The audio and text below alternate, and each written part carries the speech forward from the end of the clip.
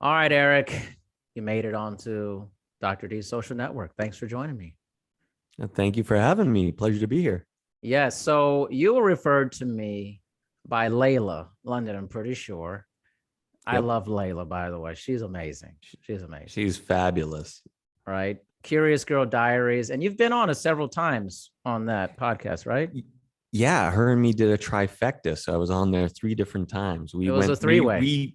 We had our own personal little three-way.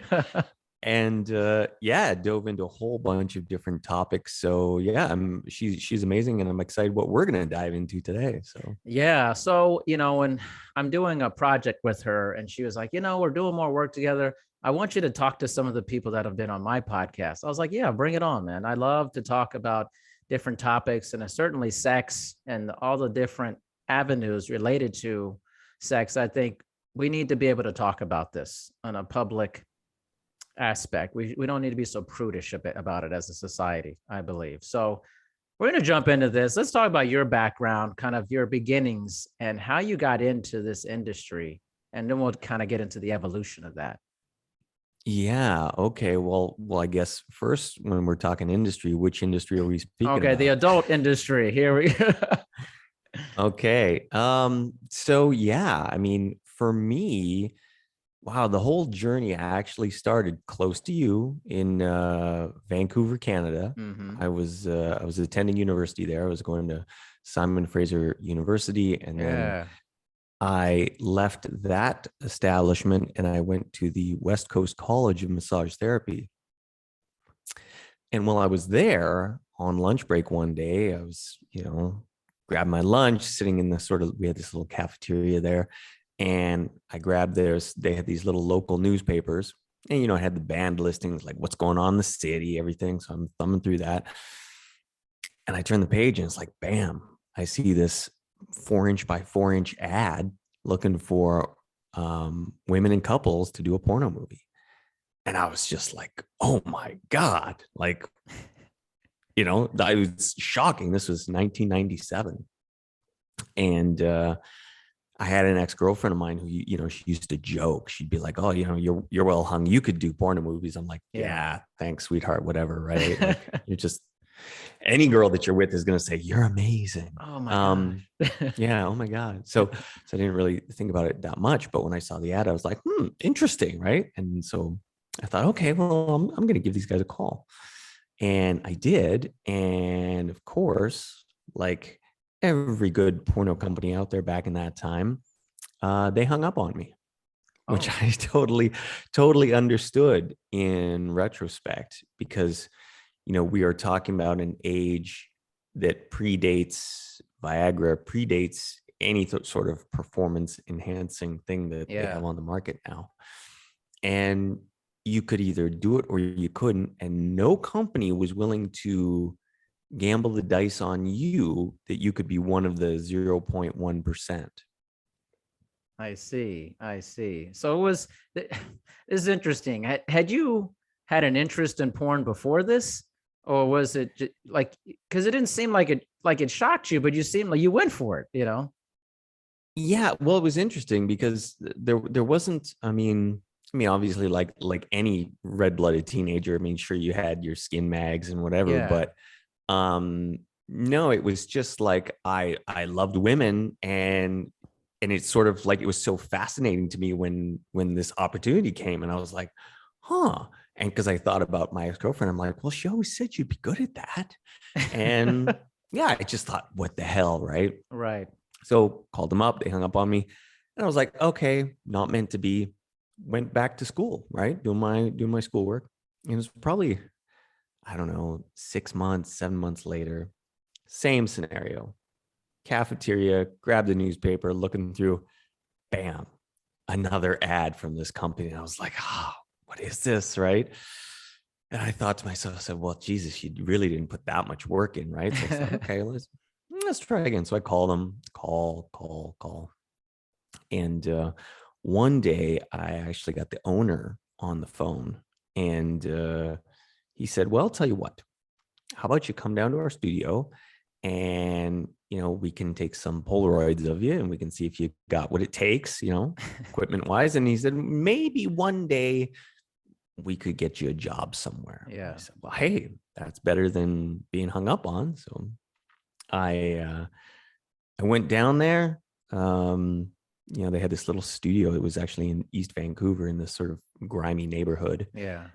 And knocked on this big metal door. They opened it up and they looked at me and they said, "Are you Mitch?" I said, "Yep." And they looked me square in the eye and they said, "You fuck a girl for us right now." Whoa.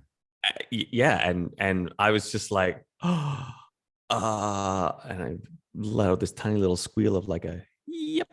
And that was it. About 10, 15 minutes later, I was doing my first scene ever. Wow. I mean, they were into it. And so they saw something in you, clearly. Wasn't even that. It was purely right place, right time. Wow. That was it. It just so happened that there was a young lady that they had worked with before. Mm-hmm. She happened to be hanging out at their studio. So she was already there. I showed up. They said, let's see if the kid can do it. And I did. And I thought that was going to be the end of it. I was just thinking like, oh, this is going to be a great story.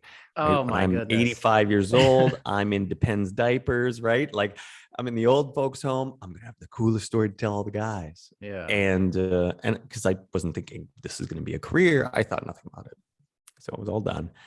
And they paid me a little bit of money, which was more than I was making at my security job at the time. So I thought, okay, cool. Like, peace. See you guys later. And about 3 days later, my phone rings.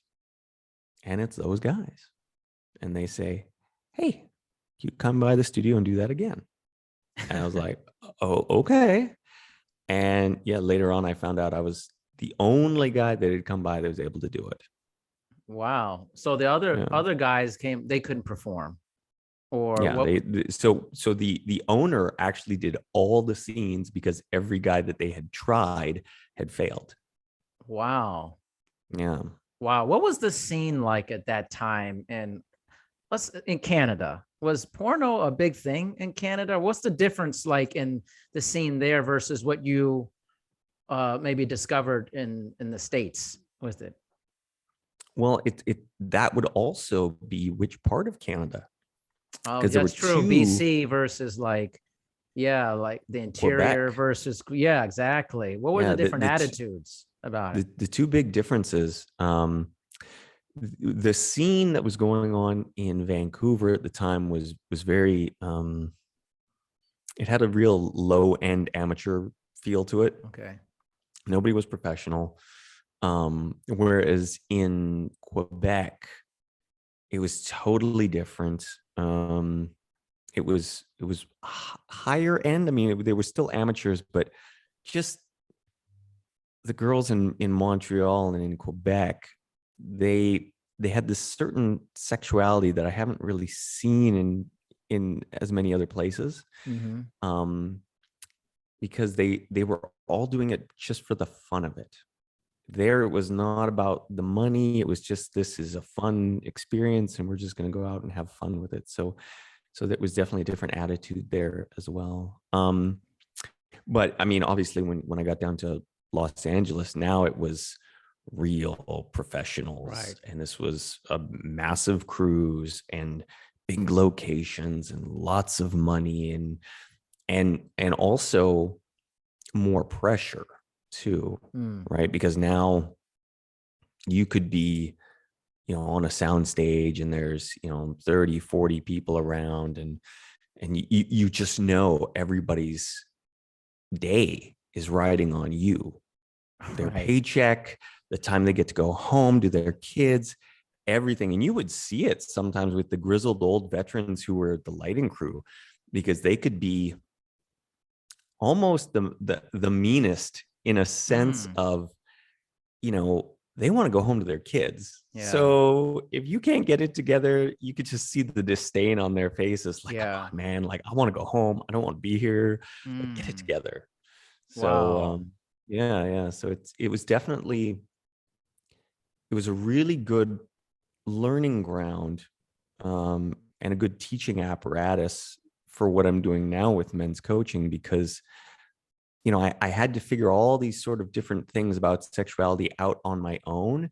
Yeah. And how can I overcome all the quote unquote sexual limitations that men come across, right? How do you overcome your performance anxiety? How do you last as long until they tell you? Because I mean, it's called the money shot for a reason. Yeah. You don't get paid until you deliver it, and you're not allowed to deliver it until they say so. Right. So it's like, I mean, when I coach men, I try and put it in the perspective of, okay, if you're struggling with premature ejaculation and you're at home with your significant other, she might get a little angry. She might forgive you. You may feel bad, but it's staying within the confines of like your castle, your house, your apartment. When you're on set and 30 seconds into a scene, you're feeling the urge to have an orgasm. And now you look at the clock and you say, wow, I got at least another 59 minutes and 30 seconds. I better figure this out. Yeah. I really need to figure this out somehow, because I got a long way to go. Yeah. We're going to get into that, but I also wanted to, what were your views towards sex before you got into the adult industry? And then what were they after you started doing this regularly? Yeah. Interesting, because I was always very much a sort of open-minded free spirit when it came to sex, right? Like I never had any sexual hangups of any kind. And I think that was very useful in helping me be so good, in the fact that, I didn't have any sort of sexual shame like some people could suffer from. So for me, it was obviously, I'm not going to get naked in front of a bunch of people because they might get offended, but I myself wouldn't get offended. Right. So I didn't have any of that to hold me back. What's interesting, as the years progressed, there was more of a deeper understanding of what sexuality was, a deeper understanding of what's out there. And from my own perspective, it was really like fundamentally understanding what I like and what I don't. Like, that much I can say with 100% certainty. I know what I like. I know what I don't. I've run the gamut of everything that you could possibly try. So for me, there's a real sense of self-understanding, if that kind of makes sense. It makes a lot of sense there. It's like, what's interesting is it's almost this exploration into what makes sense for you. And I think maybe sometimes the outside perspective is that you'll just do anything. Like you like it like a person who does this would just be. And I think what's important is to get rid of these assumptions about people and understand, let's go behind the curtain. How does this person feel? Maybe it's very different than what you actually think it is. Oh yeah, it's massively different. I mean, and you would see that with all the actors and actresses. There would be things that they certainly don't like, or they may have tried once and they're like, that's not for me at all. Yeah. And so you would quickly learn these things about yourself, and some of the things too, you wouldn't know until you tried them.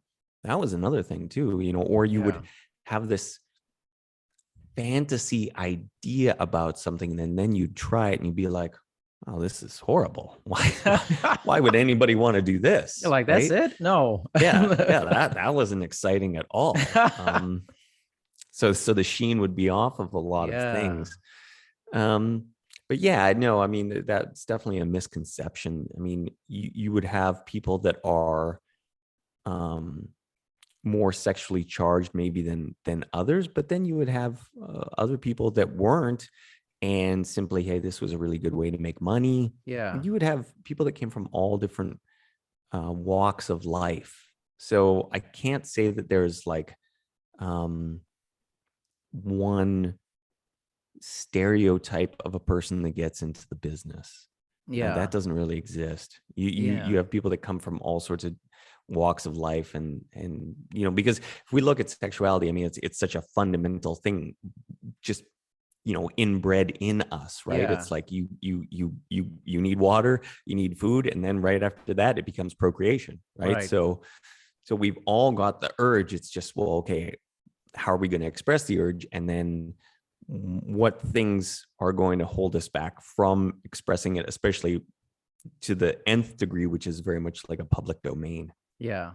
What surprised you both positively and negatively about being in this industry when you first got into it? What were some revelations maybe you had? You're like, oh, wow, maybe, or good or bad? That's interesting. I would say, if we're going to say bad, it definitely took the pedestal like sheen off of women, because I've seen, Interesting. well, in the sense of, I have been privy to see some of the worst behaviors that women could exhibit at the same time, Mm-hmm. right? And when we're talking about sort of just scandalous behavior, right?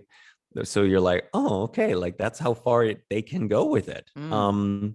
But then on the other side, it's like, well, you have this chance to understand things at a level that very few people are ever going to understand, because now you really get to see the matrix of sexuality in a sense, Ah, right? So you really start to not only understand yourself, but you start to see how everybody else's bodies work, and you can really see it on the big level.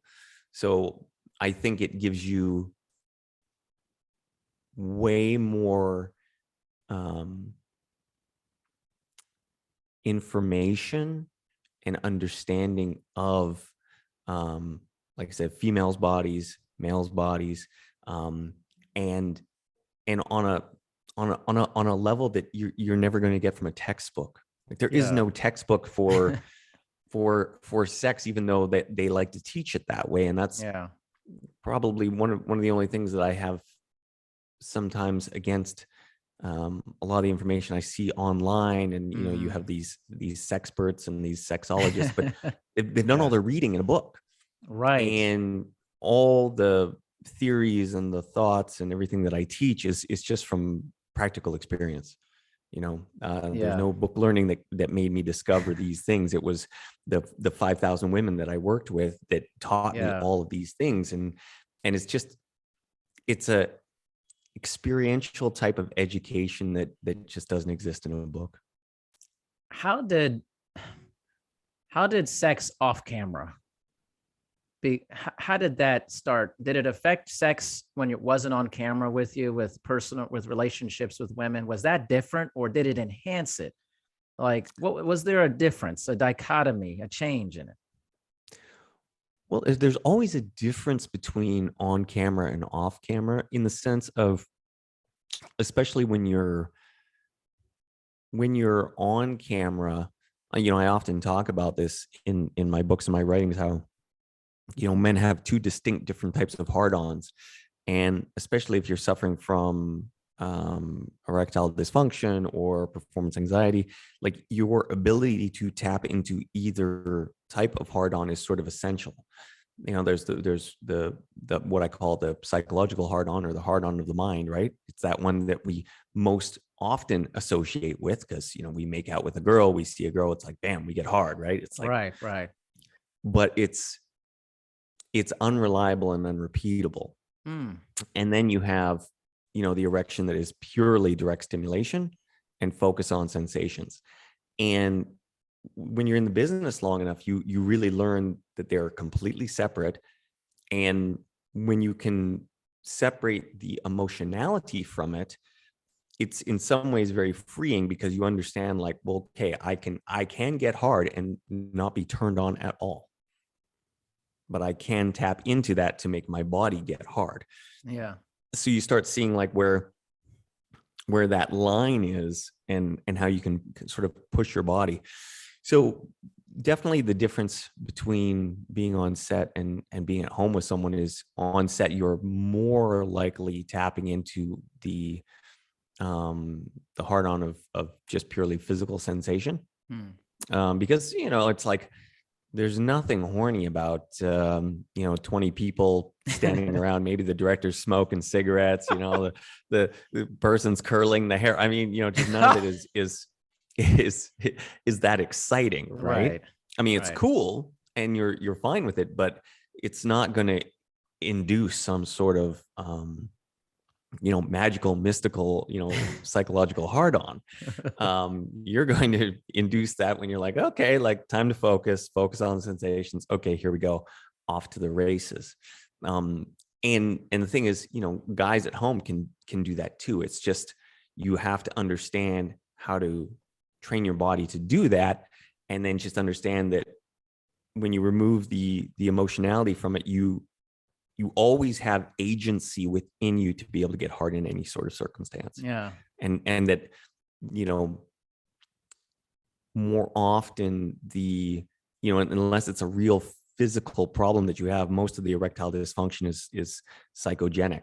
Right. It's a problem in your mind. And that's what you have to overcome. Yeah. It's interesting. I'm a big believer that, like most things in life, are a skill, and you can learn, you could get better at it. So you mentioned a little bit about 30 seconds in, you're looking at that clock, you're like, whoa, there's a long time left. What happened after that? How do you start the process of training or getting yourself to the point where you're like, okay, this is not intimidating to do 59 minutes an hour for this? What's the process you start partaking in for this? Well, it's multifaceted, right? And that was really what I learned. There was no, in my opinion, and what I've seen, there's no quick fix pill, for premature ejaculation. It's a multifaceted approach, and you have to sort of play the hand that you have in front of you at the time. So when I work with guys, I use a combination of supplements, a combination of what I call the dirty biohacks, which are things that you can do in the moment to give you another minute, another 2 minutes, right, of time. There's exercises, penile exercises. There's maneuvers of consciousness. There is positioning. There is breath. And then there is also conscious masturbation habits that can train your neurology to understand that, hey, we don't typically ejaculate until X amount of time has passed. So it's utilizing all of those and utilizing them depending on the situation in front of you. It becomes very much like it's almost like you are your own Tom Brady, and you get to the line of scrimmage, right? And if you don't like what you see, you got to call an audible. Audible, baby. You got to call an audible, right? It's like, I love that analogy. Because the first sort of, one of the big epiphanies that I had, I was early on in my career. And I talk about this in my book, where I talk about the 4 different types of pussies from the perspective of you understanding that qualitatively they are all different. It's not so binary in the fact that most guys are like, oh, okay, tight or loose, right? It's like, no. There's way more than that, and it's way more nuanced. But when I did that scene, I had these 2 girls, and so it was a 3-way, and I remember having them both bent over in doggy, and I thought, okay, well, I'm going to do this sort of, back and forth and high energy for the camera. And I started working with the first girl, and it was like 5 seconds in, I felt the urge to have an orgasm. Like, whoa, okay, right? And I immediately switched to the second girl, thinking like, okay, maybe the 5 seconds in between will allow my system time to calm down. And sure enough, it worked, right? So I could have the next girl. I'm like, man, I could have sex for an hour, no Yeah. problem, right? I got this. So I think we went on for like, I don't know, 4 or 5 minutes. And then I went back to the other girl and it was like 5 seconds again. And then I was like, okay, what's going on here? Why? Right. And I started understanding like, okay, well, what's going on that is creating this? And then it's like, okay, well, now that I'm presented with this, what do I have to do to get myself out of it, or to at least push through it? And so you start to see, well, okay, based on, the girl in front of me, based on the apparatus that I'm working with, based on all the factors that are going on, what do I need in the moment that can give me another minute, another 2 minutes, another 5 minutes? And there's always something you can do, right? It's just that for a lot of guys, they don't know what all those things are. So, they get in, they start in the first position, and, maybe a minute in, right? Because there's something that I talk about often, which I call the 5-minute marker. And this was something that I saw just through my own anecdotal evidence over all the years. It was the golden window that you had to get past. So the trouble was that most of us, when we're sensitive, we can't make it to 5 minutes. But if we could, once you get to about 5 minutes, now your penis starts to desensitize, and you get the reins of it, and you're like, okay, now I got control, I got agency, right. I can do this, right? But 0.01 second of penetration in until 5 minutes, it's like, it can be like you're on a roller coaster and you're like, whoa, I don't know how to control this thing. So one of my tenets is, hey, I don't need you to last 40 minutes. I need you to last 5. Because if we get to 5, now we can get to 7, or we can get to 10. We get to 10, we can get to 20. We get to 20, we can get to 40. But it sort of builds on itself from that perspective. And now you start to gain control. So the real focus is, let's get past that initial wave when you are super sensitive, because it's like anything. If you were to, just rub your finger on your skin right now, like at first it's going to be like, oh, wow, there's sensation there. Keep rubbing long enough, it becomes sort of numb, right? And the same thing is going to happen with your penis. It's just most of us don't get enough sensation going on to desensitize it, because the orgasm happens and we're over. And we don't know what are the tactics that we can use in the moment to get us past that 5 minutes. So that's what I like to tell guys, and what I like to teach them is like, look, you have a lot of options. You just have to understand what they are. And then, like I said, then you're Tom Brady and you're like, okay, I see the situation, been here before. You know what? We're not going that way. We're going this way. Yes. This way, there's a better chance that we can score a touchdown. The game is slowed down. You can process the information a lot better. Or there. Yeah. What's interesting is that you are teaching this, which also seems curious in the sense that I think a lot of people, they don't see the nuance in porn when they're just watching it necessarily. They don't know how. They think, oh, this guy can last forever. And they don't know. They just think this is how it is. This must be, especially if people, that's their introduction to sex. It's like, okay. They don't know the secrets. They don't know the things. So it's interesting that you're actually teaching it, because they think a lot of people, they just watch and then they try to emulate, and they're like, why isn't it working? Or is this the best thing for them? Yeah. Well, and that's one of the things too, right? It's always interesting because, I mean, when you're able to peel back the curtain and you're on the other side and you see what goes on sets all the time, like there is no top performer that I've ever seen that at some point didn't struggle with the fact that they were going to lose their orgasm early, and they really had to bear down. Every top actor I've seen go through that at some point, right? But the top ones were always able to, grind it out, get through it, whatever way that it took. Mm-hmm. But you may not see that, right? You're not going to see those, because either, the camera's not paying attention to it close enough where you see that they're actually struggling, or then the final footage gets edited and you're like, oh, look, he's a superhero, of which there are lots of guys that are superheroes at many different times. Right. So it's it's interesting because it's not fake. And this is one of the issues that I have sometimes. People are like, well, porn is fake, right? Or it's not real sex. I'm like, well, that's a misnomer because we are really having it. So it is much more like competitive sports, right? Because you can, again, I'll use the Tom Brady example. You can watch Tom Brady throw to Gronkowski and you're like, wow, that's impressive. I couldn't do that. Like, Yeah. I can throw a ball, but I can't throw it 60 yards and I Right. can't jump 7 feet in the air and catch it, right? But I can throw it.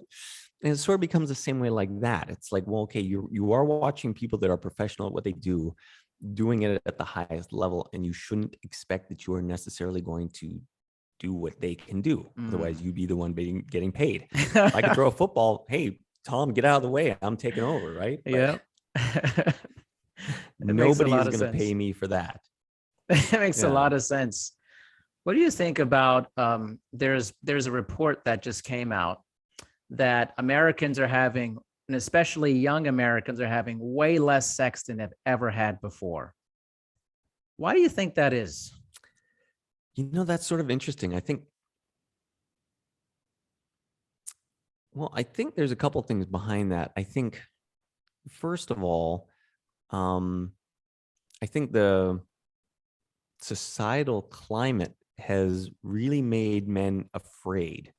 And it's troubling. It's something that I talk about in the terms of something I call bedroom leadership, because